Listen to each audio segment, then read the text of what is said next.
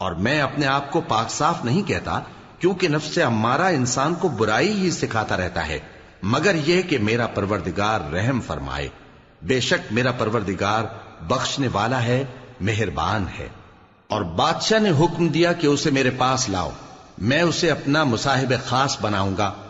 پھر جب ان سے گفتگو کی تو کہا کہ آج سے تم ہمارے ہاں صاحب منزلت ہو اور صاحب اعتبار ہو۔ یوسف نے کہا مجھے زرعی پیداوار پر مقرر کر دیجئے، کیونکہ میں حفاظت بھی کر سکتا ہوں اور اس کام سے واقف بھی ہوں۔ اس طرح ہم نے یوسف کو ملک مصر میں جگہ دی اور وہ اس ملک میں جہاں چاہتے تھے رہتے تھے۔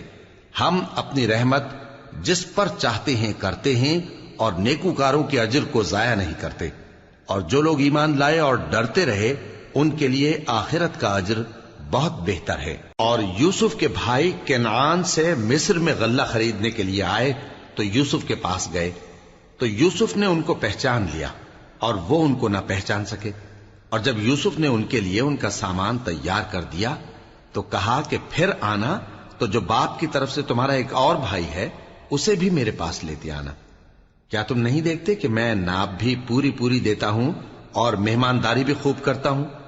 اب اگر تم اسے میرے پاس نہ لاؤ گے تو نہ تمہیں میرے ہاں سے غلہ ملے گا اور نہ تم میرے پاس ہی آ سکو گے۔ انہوں نے کہا کہ ہم اس کے بارے میں اس کے والد کو پھسلائیں گے اور ہم یہ کام کر کے رہیں گے۔ اور یوسف نے اپنے خدام سے کہا کہ ان کا سرمایہ یعنی غلے کی قیمت ان کے سامان میں رکھ دو۔ عجب نہیں کہ جب یہ اپنے اہل و عیال میں جائیں تو اسے پہچان لیں، اور عجب نہیں کہ یہ پھر یہاں آئے۔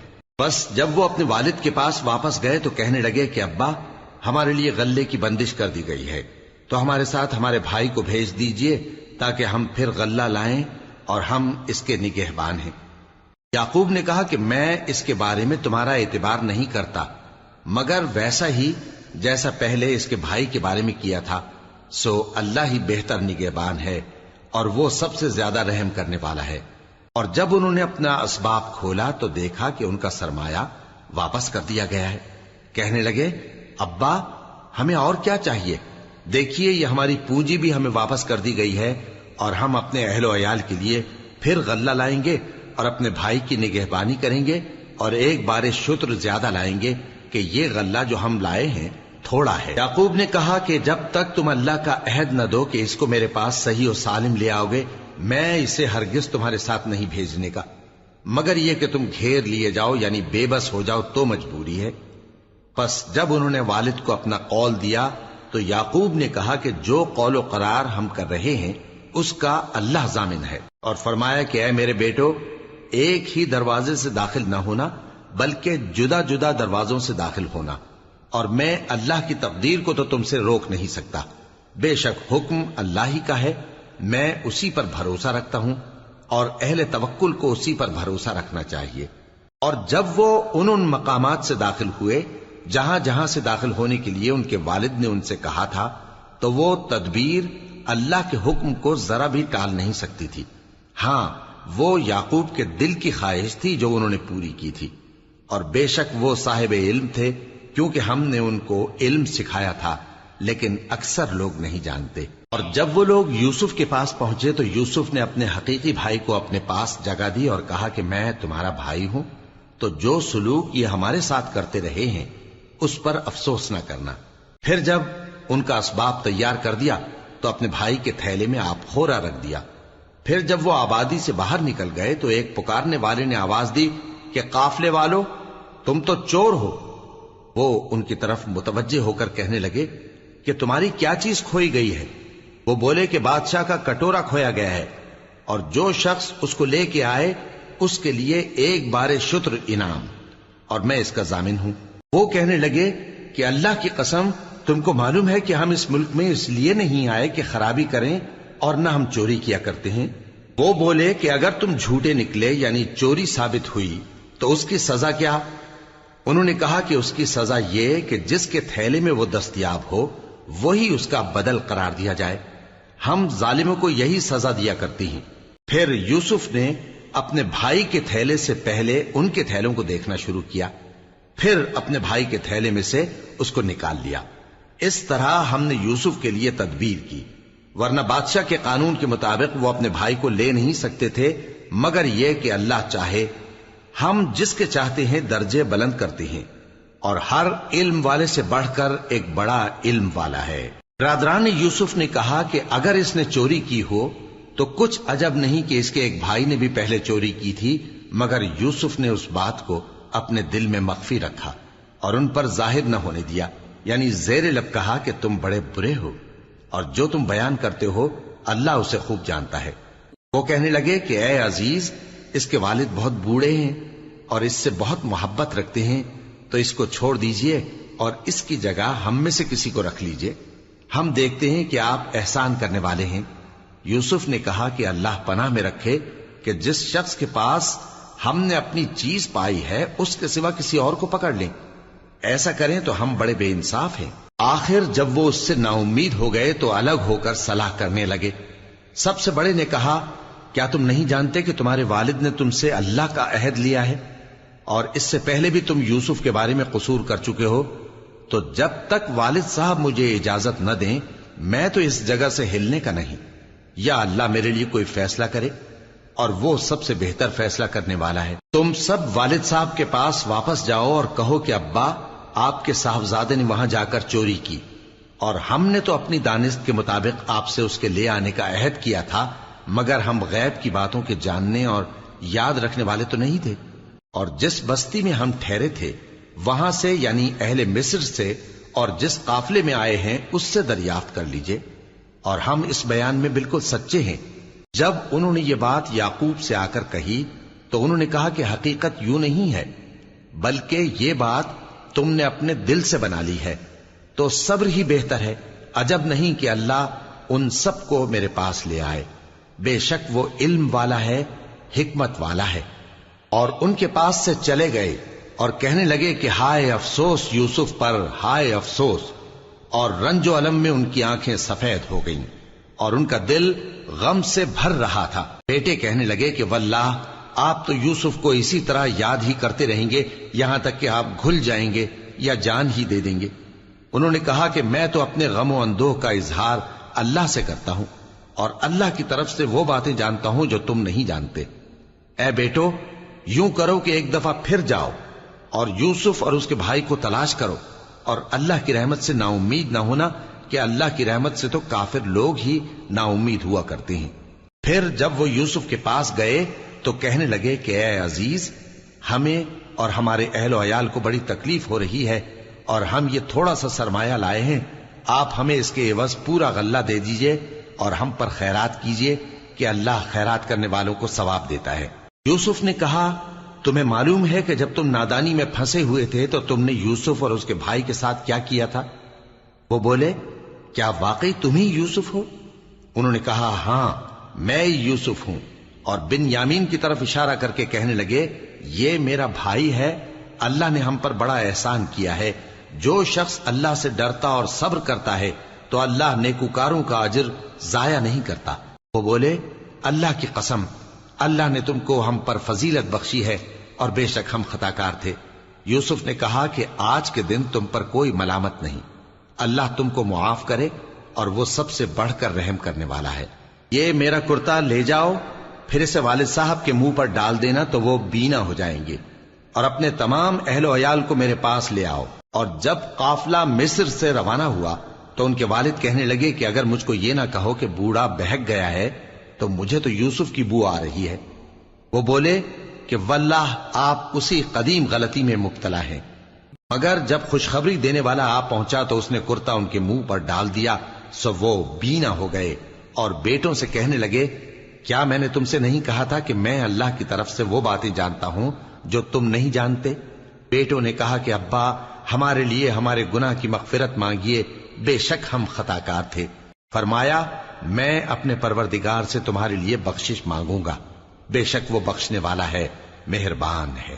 پھر جب یہ سب لوگ یوسف کے پاس پہنچے تو انہوں نے اپنے والدین کو اپنے پاس جگہ دی اور کہا، مصر میں داخل ہو جائیے، اللہ نے چاہا تو امن و امان سے رہیے گا۔ اور اپنے والدین کو تخت پر بٹھایا اور سب ان کے آگے سجدے میں گر پڑے۔ اور اس وقت یوسف نے کہا، ابا جان، یہ میرے اس خواب کی تعبیر ہے جو میں نے پہلے بچپن میں دیکھا تھا، میرے پروردگار نے اسے سچ کر دیا اور اس نے مجھ پر بہت سے احسان کیے ہیں کہ مجھ کو قید خانے سے نکالا، اور اس کے بعد کہ شیطان نے مجھ میں اور میرے بھائیوں میں فساد ڈال دیا تھا، آپ کو گاؤں سے یہاں لایا۔ بے شک میرا پروردگار جو چاہتا ہے تدبیر سے کرتا ہے، وہ علم والا ہے، حکمت والا ہے۔ جب یہ سب باتیں ہو لیں تو یوسف نے اللہ سے دعا کی کہ اے میرے پروردگار، تو نے مجھ کو حکومت سے نوازا اور خوابوں کی تعبیر کا علم بخشا۔ اے آسمانوں اور زمین کے پیدا کرنے والے، تو ہی دنیا اور آخرت میں میرا کارساز ہے۔ تو مجھے دنیا سے اپنی اطاعت کی حالت میں اٹھائیو اور آخرت میں اپنے نیک بندوں میں داخل کیجو۔ اے پیغمبر، یہ اخبار غیب میں سے ہیں جو ہم تمہاری طرف بھیجتے ہیں۔ اور جب برادران یوسف نے اپنی بات پر اتفاق کیا تھا اور وہ فریب کر رہے تھے تو تم ان کے پاس تو نہ تھے، اور بہت سے آدمی گو تم کتنی خواہش کرو ایمان لانے والے نہیں ہیں، اور تم ان سے اس خیر خواہی کا کچھ صلہ بھی تو نہیں مانگتے۔ یہ قرآن اور کچھ نہیں تمام جہانوں کے لیے نصیحت ہے، اور آسمان و زمین میں بہت سی نشانیاں ہیں جن پر سے یہ گزرتے ہیں اور ان کو نظر انداز کر دیتے ہیں، اور یہ اکثر اللہ پر ایمان نہیں رکھتے مگر اس کے ساتھ شرک بھی کرتے ہیں۔ تو کیا یہ اس بات سے بے خوف ہیں کہ ان پر اللہ کا عذاب نازل ہو کر ان کو ڈھانپ لے، یا ان پر ناگہاں قیامت آ جائے اور انہیں خبر بھی نہ ہو؟ کہہ دو میرا رستہ تو یہ ہے، میں اللہ کی طرف بلاتا ہوں سمجھ بوجھ کر، میں بھی لوگوں کو اللہ کی طرف بلاتا ہوں اور میرے پیراؤ بھی، اور اللہ پاک ہے اور میں شرک کرنے والوں میں سے نہیں ہوں۔ اور ہم نے تم سے پہلے بستیوں کے رہنے والوں میں سے مرد ہی بھیجے تھے جن کی طرف ہم وہی بھیجتے تھے۔ کیا ان لوگوں نے ملک میں سیر و سیاحت نہیں کی کہ دیکھ لیتے کہ جو لوگ ان سے پہلے تھے ان کا انجام کیا ہوا؟ اور متقیوں کے لیے آخرت کا گھر بہت اچھا ہے، کیا تم سمجھتے نہیں؟ یہاں تک کہ جب پیغمبر نا امید ہو گئے اور انہوں نے خیال کیا کہ اپنی نصرت کے بارے میں جو بات انہوں نے کہی تھی اس میں وہ سچے نہ نکلے، تو ان کے پاس ہماری مدد آ پہنچی، پھر جسے ہم نے چاہا بچا دیا، اور ہمارا عذاب اتر کر گناہگار لوگوں سے پھیرا نہیں کرتا۔ ان کے قصے میں عقل مندوں کے لیے عبرت ہے۔ یہ قرآن ایسی بات نہیں ہے جو اپنے دل سے بنائی گئی ہو، بلکہ جو کتابیں اس سے پہلے نازل ہوئی ہیں ان کی تصدیق کرنے والا ہے اور ہر چیز کی تفصیل کرنے والا، اور مومنوں کے لیے ہدایت اور رحمت ہے۔ شروع اللہ کا نام لے کر جو بڑا مہربان نہایت رحم والا ہے۔ الف لام میم را۔ اے نبی، یہ کتاب الہی کی آیتیں ہیں، اور جو کچھ تمہارے پروردگار کی طرف سے تم پر نازل ہوا ہے حق ہے، لیکن اکثر لوگ ایمان نہیں لاتے۔ اللہ وہی تو ہے جس نے ستونوں کے بغیر آسمان جیسا کہ تم دیکھتے ہو اتنے اونچے بنائے، پھر عرش پر جلوہ افروز ہوا اور سورج اور چاند کو کام میں لگا دیا، ہر ایک میعاد معین تک گردش کر رہا ہے۔ وہی دنیا کے کاموں کا انتظام کرتا ہے، اس طرح وہ اپنی آیتیں کھول کھول کر بیان کرتا ہے کہ تم اپنے پروردگار کے روبرو جانے کا یقین کرو۔ اور وہی ہے جس نے زمین کو پھیلایا اور اس میں پہاڑ اور دریا پیدا کیے اور ہر طرح کے میووں کی دو دو قسمیں بنائیں۔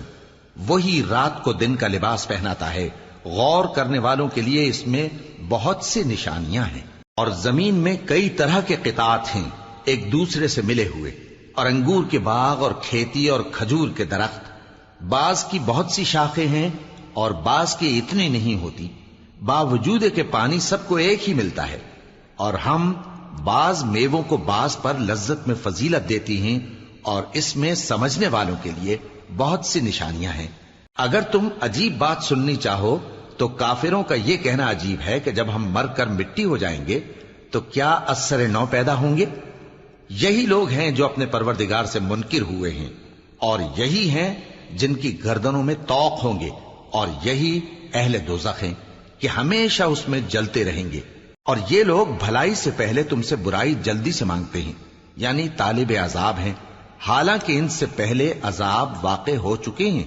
اور تمہارا پروردگار لوگوں کو باوجود ان کی بے انصافیوں کے معاف کرنے والا ہے، اور بے شک تمہارا پروردگار سخت عذاب دینے والا ہے۔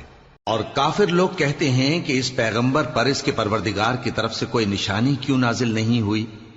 اے نبی، تم تو صرف خبردار کرنے والے ہو، اور ہر ایک قوم کے لیے رہنما ہوا کرتا ہے۔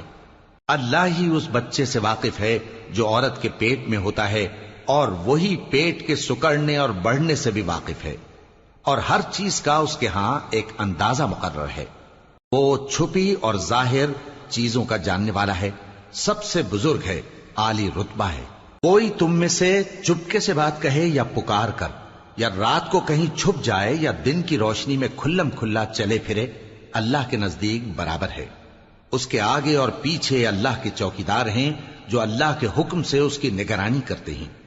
اللہ اس نعمت کو جو کسی قوم کو حاصل ہے نہیں بدلتا جب تک کہ وہ اپنی حالت کو نہ بدلے، اور جب اللہ کسی قوم کے ساتھ برائی کا ارادہ کرتا ہے تو وہ پھر نہیں سکتی، اور اللہ کے سوا ان کا کوئی مددگار نہیں ہوتا۔ وہی تو ہے جو تم کو ڈرانے اور امید دلانے کے لیے بجلی دکھاتا اور بھاری بھاری بادل پیدا کرتا ہے، اور رعد اور فرشتے سب اس کے خوف سے اس کی تسبیح و تحمید کرتے رہتے ہیں۔ اور وہی بجلیاں بھیجتا ہے، پھر جس پر چاہتا ہے گرا بھی دیتا ہے، جبکہ وہ اللہ کے بارے میں جھگڑتے ہیں، اور وہ بڑی قوت والا ہے۔ کام کا پکارنا تو اسی کا ہے، اور جن کو یہ لوگ اس کے سوا پکارتے ہیں وہ ان کی پکار کو کسی طرح قبول نہیں کرتے، مگر اس شخص کی طرح جو اپنے دونوں ہاتھ پانی کی طرف پھیلا دے تاکہ دور ہی سے اس کے منہ تک آ پہنچے، حالانکہ وہ اس تک کبھی بھی نہیں آ سکتا۔ اور اسی طرح کافروں کی پکار بیکار ہے۔ اور جتنی مخلوقات آسمانوں اور زمین میں ہے، خوشی سے یا ناخوشی سے اللہ کے آگے سجدہ کرتی ہے، اور ان کے سائے بھی صبح و شام سجدے کرتے ہیں۔ ان سے پوچھو کہ آسمانوں اور زمین کا پروردگار کون ہے؟ تم ہی کہہ دو کہ اللہ۔ ان سے کہو کہ کیا تم نے اللہ کو چھوڑ کر ایسے لوگوں کو کارساز بنایا ہے جو خود اپنے نفع و نقصان کا بھی اختیار نہیں رکھتے؟ کہو کیا اندھا اور آنکھوں والا برابر ہیں، یا اندھیرا اور اجالا برابر ہو سکتا ہے؟ بھلا ان لوگوں نے جن کو اللہ کا شریک مقرر کیا ہے، کیا انہوں نے اللہ کسی مخلوقات پیدا کی ہے جس کے سبب ان کے لیے مخلوقات مشتبہ ہو گئی ہے؟ کہہ دو کہ اللہ ہی ہر چیز کا پیدا کرنے والا ہے، اور وہ یکتا ہے، بڑا زبردست ہے۔ اسی نے آسمان سے مے برسایا، پھر اس سے اپنے اپنے اندازے کے مطابق نالے بہ نکلے، پھر پانی پر پھولا ہوا جھاگ آ گیا۔ اور جس چیز کو زیور یا کوئی اور سامان بنانے کے لیے آگ میں تپاتے ہیں اس میں بھی ایسا ہی جھاگ ہوتا ہے۔ اس طرح اللہ حق و باطل کی مثال بیان فرماتا ہے۔ سو جھاگ تو سوکھ کر زائل ہو جاتا ہے، اور پانی جو لوگوں کو فائدہ پہنچاتا ہے وہ زمین میں ٹھہرا رہتا ہے۔ اس طرح اللہ صحیح اور غلط کی مثالیں بیان فرماتا ہے تاکہ تم سمجھو۔ جن لوگوں نے اللہ کے حکم کو قبول کیا ان کی حالت بہت بہتر ہوگی، اور جنہوں نے اس کو قبول نہ کیا، اگر روئے زمین کے سب خزانے ان کے اختیار میں ہوں تو وہ سب کے سب اور ان کے ساتھ اتنے ہی اور نجات کے بدلے میں صرف کر ڈالیں، مگر نجات کہاں؟ ایسے لوگوں کا حساب بھی برا ہوگا، اور ان کا ٹھکانہ بھی دوزخ ہے، اور وہ بری جگہ ہے۔ بھلا جو شخص یہ جانتا ہے کہ جو کچھ تمہارے پروردگار کی طرف سے تم پر نازل ہوا ہے حق ہے، وہ اس شخص کی طرح ہے جو اندھا ہے؟ اور سمجھتے تو وہی ہیں جو عقل مند ہیں، جو اللہ کے عہد کو پورا کرتے ہیں اور قول و قرار کو نہیں توڑتے، اور جن رشتوں کے جوڑے رکھنے کا اللہ نے حکم دیا ان کو جوڑے رکھتے، اور اپنے پروردگار سے ڈرتے رہتے اور برے حساب سے خوف رکھتے ہیں، اور جو اپنے پروردگار کی خوشنودی حاصل کرنے کے لیے مصائب پر صبر کرتے ہیں اور نماز پڑھتے ہیں، اور جو مال ہم نے ان کو دیا ہے اس میں سے پوشیدہ اور ظاہر خرچ کرتے ہیں، اور نیکی سے برائی کو دور کرتے ہیں۔ یہی لوگ ہیں جن کے لیے عاقبت کا گھر ہے، یعنی ہمیشہ رہنے کے باغات جن میں وہ داخل ہوں گے، اور ان کے باپ دادوں اور بیویوں اور اولاد میں سے جو نیکوکار ہوں گے وہ بھی بہشت میں جائیں گے، اور فرشتے بہشت کے ہر ایک دروازے سے ان کے پاس آئیں گے اور کہیں گے تم پر سلام ہو، یہ تمہاری ثابت قدمی کا بدلہ ہے، اور عاقبت کا گھر خوب گھر ہے۔ اور جو لوگ اللہ سے پختہ عہد کر کے اس کو توڑ ڈالتے اور جن رشتوں کے جوڑے رکھنے کا اللہ نے حکم دیا ہے ان کو قطع کر دیتے اور ملک میں فساد کرتے ہیں، ایسوں پر لعنت ہے اور ان کے لیے برا انجام ہے۔ اللہ جس کا چاہتا ہے رزق فراخ کر دیتا ہے اور جس کا چاہتا ہے تنگ کر دیتا ہے۔ اور کافر لوگ دنیا کی زندگی پر خوش ہو رہے ہیں، اور دنیا کی زندگی آخرت کے مقابلے میں بہت تھوڑا سامان ہے۔ اور کافر کہتے ہیں کہ اس پیغمبر پر اس کے پروردگار کی طرف سے کوئی نشانی کیوں نازل نہیں ہوئی؟ کہہ دو کہ اللہ جسے چاہتا ہے گمراہ کرتا ہے، اور جو اس کی طرف رجوع ہوتا ہے اس کو اپنی طرف کا رستہ دکھاتا ہے، یعنی ان کو جو ایمان لاتے اور جن کے دل اللہ کی یاد سے آرام پاتے ہیں ان کو۔ اور سن رکھو کہ اللہ کی یاد سے ہی دل آرام پاتے ہیں۔ جو لوگ ایمان لائے اور عمل نیک کیے ان کے لیے خوشحالی اور عمدہ ٹھکانہ ہے۔ جس طرح ہم پہلے پیغمبر بھیجتے رہے ہیں اسی طرح اے نبی ہم نے تم کو اس امت میں جس سے پہلے بہت سی امتیں گزر چکی ہیں بھیجا ہے، تاکہ تم ان کو وہ کتاب جو ہم نے تمہاری طرف بھیجی ہے پڑھ کر سنا دو۔ اور یہ لوگ رحمان کو نہیں مانتے۔ کہہ دو وہی تو میرا پروردگار ہے، اس کے سوا کوئی معبود نہیں، میں اسی پر بھروسہ رکھتا ہوں اور اسی کی طرف رجوع کرتا ہوں۔ اور اگر کوئی قرآن ایسا ہوتا کہ اس کی تاثیر سے پہاڑ چل پڑتے یا زمین پھٹ جاتی یا مردوں سے کلام کر سکتے تو کیا یہ لوگ ایمان لے آتے؟ بات یہ ہے کہ سب باتیں اللہ کے اختیار میں ہیں۔ تو کیا مومنوں کو اس سے اطمینان نہیں ہوا کہ اگر اللہ چاہتا تو سب لوگوں کو ہدایت کے رستے پر چلا دیتا؟ اور کافروں پر ہمیشہ ان کے اعمال کے بدلے آفت آتی رہے گی یا ان کے مکانات کے قریب نازل ہوتی رہے گی یہاں تک کہ اللہ کا وعدہ آ پہنچے۔ بے شک اللہ وعدہ خلاف نہیں کرتا۔ اور تم سے پہلے بھی رسولوں کے ساتھ تمسخر ہوتے رہے ہیں تو میں نے کافروں کو مہلت دی، پھر میں نے ان کو پکڑ لیا، سو دیکھ لو کہ میرا عذاب کیسا رہا۔ تو کیا وہ جو ہر شخص کے اعمال کا نگراں و نگہبان ہے وہ بتوں کی طرح بے علم و بے خبر ہو سکتا ہے؟ اور ان لوگوں نے اللہ کے شریک مقرر کر رکھے ہیں۔ ان سے کہو کہ ذرا ان کے نام تو لو۔ کیا تم اسے ایسی چیزیں بتاتے ہو جو روئے زمین پر ہیں اور اسے معلوم نہیں، یا تم لوگ محض سطحی بات کی تقلید کرتے ہو؟ اصل یہ ہے کہ کافروں کو ان کے فریب خوبصورت معلوم ہوتے ہیں اور وہ ہدایت کے رستے سے روک لیے گئے ہیں، اور جسے اللہ گمراہ رہنے دے اسے کوئی ہدایت کرنے والا نہیں۔ ان کو دنیا کی زندگی میں بھی عذاب ہے اور آخرت کا عذاب تو بہت ہی سخت ہے، اور ان کو اللہ کے عذاب سے کوئی بھی بچانے والا نہیں۔ جس جنت کا پرہیزگاروں سے وعدہ کیا گیا ہے اس کی شان یہ ہے کہ اس کے نیچے نہریں بہ رہی ہیں، اس کے پھل ہمیشہ باقی رہنے والے ہیں اور اس کے سائے بھی۔ یہ ان لوگوں کا انجام ہے جو متقی ہیں، اور کافروں کا انجام دوزخ ہے۔ اور جن لوگوں کو ہم نے کتاب دی ہے وہ اس کتاب سے جو تم پر نازل ہوئی ہے خوش ہوتی ہیں، اور بعض فرقے اس کی بعض باتیں نہیں بھی مانتے۔ کہہ دو کہ مجھ کو یہی حکم ہوا ہے کہ اللہ ہی کی عبادت کروں اور اس کے ساتھ کسی کو شریک نہ بناؤں، میں اسی کی طرف بلاتا ہوں اور اسی کی طرف مجھے لوٹنا ہے۔ اور اسی طرح ہم نے اس قرآن کو عربی زبان کا فرمان بنا کر نازل کیا ہے۔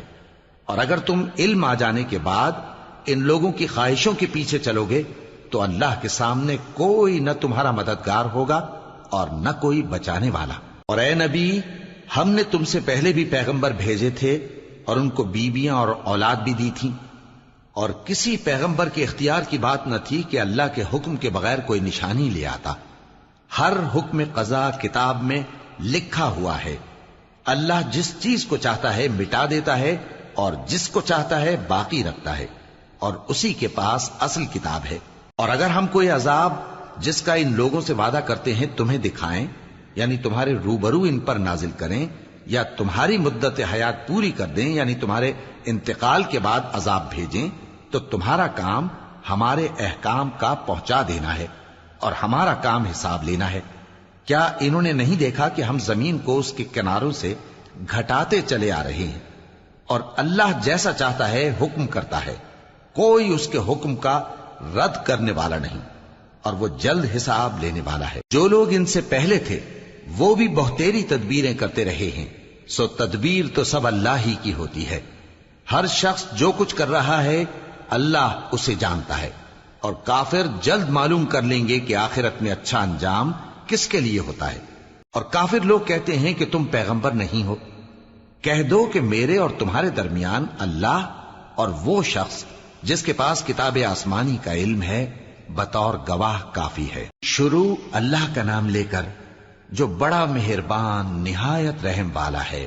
الف لام را، یہ ایک پر نور کتاب ہے، اس کو ہم نے تم پر اس لیے نازل کیا ہے کہ تم لوگوں کو اندھیروں سے نکال کر روشنی کی طرف لے جاؤ، یعنی ان کے پروردگار کے حکم سے عزت والے خوبیوں والے مالک کے راستے کی طرف، یعنی اس اللہ کے راستے کی طرف کہ جو کچھ آسمانوں اور زمین میں ہے سب اسی کا ہے۔ اور ان کافروں کے لیے عذاب شدید کی وجہ سے تباہی اور بربادی مقدر ہے، جو آخرت کے مقابلے میں دنیاوی زندگی کو پسند کرتے اور لوگوں کو اللہ کے راستے سے روکتے اور اس میں کجی چاہتے ہیں۔ یہ لوگ بڑے دور کی گمراہی میں ہیں، اور ہم نے کوئی پیغمبر نہیں بھیجا مگر وہ اپنی قوم کی زبان بولتا تھا تاکہ انہیں احکام الہی کھول کھول کر بتا دے۔ پھر اللہ جسے چاہتا ہے گمراہ رہنے دیتا ہے اور جسے چاہتا ہے ہدایت دیتا ہے، اور وہ غالب ہے، حکمت والا ہے۔ اور ہم نے موسیٰ کو اپنی نشانیاں دے کر بھیجا کہ اپنی قوم کو تاریکیوں سے نکال کر روشنی میں لے جاؤ اور ان کو اللہ کے دن یاد دلاؤ، اور اس میں ان لوگوں کے لیے جو صابر و شاکر ہیں نشانیاں ہیں۔ اور جب موسیٰ نے اپنی قوم سے کہا کہ اللہ نے جو تم پر مہربانیاں کی ہیں ان کو یاد کرو، جبکہ اس نے تم کو فرعون کی قوم سے رہائی بخشی، وہ لوگ تمہیں برے برے عذاب دیتے تھے اور تمہارے بیٹوں کو مار ڈالتے تھے اور تمہاری لڑکیوں کو زندہ رہنے دیتے تھے، اور اس میں تمہارے پروردگار کی طرف سے بڑی آزمائش تھی۔ اور جب تمہارے پروردگار نے تم کو آگاہ کیا کہ اگر شکر کرو گے تو میں تمہیں زیادہ دوں گا، اور اگر ناشکری کرو گے تو یاد رکھو کہ میرا عذاب بھی سخت ہے۔ اور موسیٰ نے صاف صاف کہہ دیا کہ اگر تم اور جتنے اور لوگ زمین میں ہیں سب کے سب ناشکری کرو تو بھی اللہ بے نیاز ہے، قابل تعریف ہے۔ بھلا تم کو ان لوگوں کے حالات کی خبر نہیں پہنچی جو تم سے پہلے تھے، یعنی نوح اور عاد اور سمود کی قوم اور جو ان کے بعد تھے، جن کا علم اللہ کے سوا کسی کو نہیں۔ جب ان کے پاس ان کے پیغمبر نشانیاں لے کر آئے تو انہوں نے اپنے ہاتھ ان کے منہوں پر رکھ دیے کہ خاموش رہو، اور کہنے لگے کہ ہم تو تمہاری رسالت کو تسلیم نہیں کرتے، اور جس چیز کی طرف تم ہمیں بلاتے ہو ہم کو اس میں بھاری شک ہے۔ ان کے پیغمبروں نے کہا، کیا تم کو اللہ کے بارے میں شک ہے جو آسمانوں اور زمین کا پیدا کرنے والا ہے؟ وہ تمہیں اس لیے بلاتا ہے کہ تمہارے گناہ بخشے اور ایک مدت مقرر تک تم کو مہلت دے۔ وہ بولے کہ تم تو ہمارے ہی جیسے آدمی ہو، تمہارا یہ منشا ہے کہ جن چیزوں کو ہمارے بڑے پوجتے رہے ہیں ان کے پوجنے سے تم ہمیں روک دو، تو اچھا کوئی کھلی دلیل لاؤ، یعنی معجزہ دکھاؤ۔ پیغمبروں نے ان سے کہا کہ ہاں ہم تمہارے ہی جیسے آدمی ہیں، لیکن اللہ اپنے بندوں میں سے جس پر چاہتا ہے نبوت کا احسان کرتا ہے، اور ہمارے اختیار کی بات نہیں کہ ہم اللہ کے حکم کے بغیر تم کو تمہاری فرمائش کے مطابق معجزہ دکھائیں، اور اللہ ہی پر مومنوں کو تو بھروسہ رکھنا چاہیے۔ اور ہم کیوں اللہ پر بھروسہ نہ رکھیں حالانکہ اس نے ہم کو ہمارے دین کے سیدھے رستے بتائے ہیں، اور جو تکلیفیں تم ہم کو دیتے ہو اس پر ہم صبر کریں گے، اور اہل توکل کو تو اللہ ہی پر بھروسہ رکھنا چاہیے۔ اور جو کافر تھے انہوں نے اپنے پیغمبروں سے کہا کہ یا تو ہم تم کو اپنے ملک سے باہر نکال دیں گے یا تم ہمارے مذہب میں واپس آ جاؤ۔ پس ان کے پروردگار نے ان کی طرف وحی بھیجی کہ ہم ظالموں کو ہلاک کر دیں گے اور ان کے بعد تم کو اس زمین میں آباد کر دیں گے۔ یہ اس شخص کے لیے ہے جو قیامت کے روز میرے سامنے کھڑے ہونے سے ڈرے اور میرے عذاب سے خوف کرے۔ اور پیغمبروں نے اللہ سے فتح چاہی اور ہر سرکش ضدی نامراد رہ گیا۔ اس کے پیچھے دوزخ ہے اور اسے پیپ والا پانی پلایا جائے گا، وہ اس کو گھونٹ گھونٹ کر کے پیے گا اور گلے سے نہیں اتار سکے گا، اور ہر طرف سے اسے موت آ رہی ہوگی مگر وہ مرنے میں نہیں آئے گا، اور اس کے بعد سخت عذاب ہوگا۔ جن لوگوں نے اپنے پروردگار سے کفر کیا ان کے اعمال کی مثال راکھ کی سی ہے کہ آندھی کے دن اس پر زور کی ہوا چلے جو اسے اڑا لے جائے۔ اسی طرح جو کام وہ کرتے رہے ان پر ان کو کچھ قابو نہ ہوگا۔ یہی تو پرلے سرے کی گمراہی ہے۔ کیا تم نے نہیں دیکھا کہ اللہ نے آسمانوں اور زمین کو تدبیر سے پیدا کیا ہے؟ اگر وہ چاہے تو تم کو نابود کر دے اور تمہاری جگہ نئی مخلوق پیدا کر دے، اور یہ اللہ کو کچھ بھی مشکل نہیں۔ اور قیامت کے دن سب لوگ اللہ کے سامنے کھڑے ہوں گے تو غریب پیروکار بڑے بن بیٹھنے والوں سے کہیں گے کہ ہم تو تمہارے پیرو تھے، کیا تم اللہ کا کچھ عذاب ہم پر سے دفع کر سکتے ہو؟ وہ کہیں گے کہ اگر اللہ ہم کو ہدایت کرتا تو ہم تم کو ہدایت کرتے۔ اب ہم گھبراہٹ ظاہر کریں یا صبر کریں، ہمارے حق میں برابر ہے، کوئی جگہ رہائی کی ہمارے لیے نہیں ہے۔ اور جب حساب کتاب کا کام فیصل ہو چکے گا تو شیطان کہے گا جو وعدہ اللہ نے تم سے کیا تھا وہ تو سچا تھا، اور جو وعدہ میں نے تم سے کیا تھا وہ جھوٹا تھا، اور میرا تم پر کسی طرح کا زور نہیں تھا۔ ہاں، میں نے تم کو گمراہی اور باطل کی طرف بلایا تو تم نے جلدی سے اور بے دلیل میرا کہنا مان لیا، تو آج مجھے ملامت نہ کرو، اپنے آپ ہی کو ملامت کرو۔ نہ میں تمہاری فریاد رسی کر سکتا ہوں اور نہ تم میری فریاد رسی کر سکتے ہو۔ میں اس بات سے انکار کرتا ہوں کہ تم پہلے مجھے شریک بناتے تھے۔ بے شک جو ظالم ہیں ان کے لیے درد دینے والا عذاب ہے۔ اور جو ایمان لائے اور عمل نیک کرتے رہے وہ بہشتوں میں داخل کیے جائیں گے جن کے نیچے نہریں بہہ رہی ہیں، اپنے پروردگار کے حکم سے وہ ہمیشہ ان میں رہیں گے، وہاں وہ ہر ملاقات پر ایک دوسرے کو سلام کہیں گے۔ کیا تم نے نہیں دیکھا کہ اللہ نے کلمہ طیبہ کی کیسی مثال بیان فرمائی ہے؟ وہ ایسی ہے جیسے پاکیزہ درخت جس کی جڑ مضبوط ہو اور شاخیں آسمان میں پھیلی ہوں، وہ اپنے پروردگار کے حکم سے ہر موقع پر پھل لاتا ہو۔ اور اللہ لوگوں کے لیے مثالیں بیان فرماتا ہے تاکہ وہ نصیحت حاصل کریں۔ اور ناپاک بات یعنی غلط عقیدے کی مثال ناپاک درخت کی سی ہے کہ وہ زمین کے اوپر ہی سے اکھیڑ کر پھینک دیا جائے، اس کو ذرا بھی قرار و ثبات نہیں۔ اللہ مومنوں کے دلوں کو صحیح اور پکی بات سے دنیا کی زندگی میں بھی مضبوط رکھتا ہے اور آخرت میں بھی رکھے گا۔ اور اللہ بے انصافوں کو گمراہ کر دیتا ہے، اور اللہ جو چاہتا ہے کرتا ہے۔ کیا تم نے ان لوگوں کو نہیں دیکھا جنہوں نے اللہ کے احسان کو ناشکری سے بدل دیا اور اپنی قوم کو تباہی کے گھر میں لا اتارا، یعنی دوزخ میں، کہ سب ناشکرے اس میں داخل ہوں گے اور وہ برا ٹھکانہ ہے۔ اور ان لوگوں نے اللہ کے شریک مقرر کیے کہ لوگوں کو اس کے رستے سے گمراہ کریں۔ کہہ دو کہ چند روز فائدے اٹھا لو، آخر کار تم کو دوزخ کی طرف لوٹ کر جانا ہے۔ اے پیغمبر، میرے مومن بندوں سے کہہ دو کہ نماز پڑھا کریں، اور اس دن کے آنے سے پیشتر جس میں نہ اعمال کا سودا ہوگا اور نہ دوستی کام آئے گی، ہمارے دیے ہوئے مال میں سے پوشیدہ اور علانیہ خرچ کرتے رہیں۔ اللہ ہی تو ہے جس نے آسمانوں اور زمین کو پیدا کیا اور آسمان سے مے برسایا، پھر اس سے تمہارے کھانے کے لیے پھل پیدا کیے اور کشتیوں اور جہازوں کو تمہارے زیر فرمان کیا تاکہ وہ سمندر میں اس کے حکم سے چلیں، اور نہروں کو بھی تمہارے زیر فرمان کیا، اور سورج اور چاند کو تمہارے لیے کام میں لگا دیا کہ دونوں دن رات ایک ڈگر پر چل رہے ہیں، اور رات اور دن کو بھی تمہاری خاطر کام میں لگا دیا، اور جو کچھ تم نے مانگا سب میں سے تم کو عنایت کیا۔ اور اگر اللہ کے احسان گننے لگو تو شمار نہ کر سکو، مگر لوگ نعمتوں کا شکر نہیں کرتے۔ کچھ شک نہیں کہ انسان بڑا بے انصاف ہے، ناشکرا ہے۔ اور جب ابراہیم نے دعا کی کہ اے میرے پروردگار، اس شہر کو لوگوں کے لیے امن کی جگہ بنا دے، اور مجھے اور میری اولاد کو اس بات سے کہ بتوں کی پرستش کرنے لگیں بچائے رکھیو۔ اے پروردگار، انہوں نے بہت سے لوگوں کو گمراہ کیا ہے، سو جس شخص نے میرا کہا مانا وہ میرا ہے، اور جس نے میری نافرمانی کی تو تو بخشنے والا ہے، مہربان ہے۔ اے پروردگار، میں نے اپنی اولاد ایک وادی میں جہاں کھیتی نہیں، تیرے عزت و ادب والے گھر کے پاس لا بسائی ہے۔ اے پروردگار، تاکہ یہ نماز پڑھیں، سو تو لوگوں کے دلوں کو ایسا کر دے کہ ان کی طرف جھکے رہیں، اور ان کو میووں سے روزی دیتے رہنا تاکہ تیرا شکر کریں۔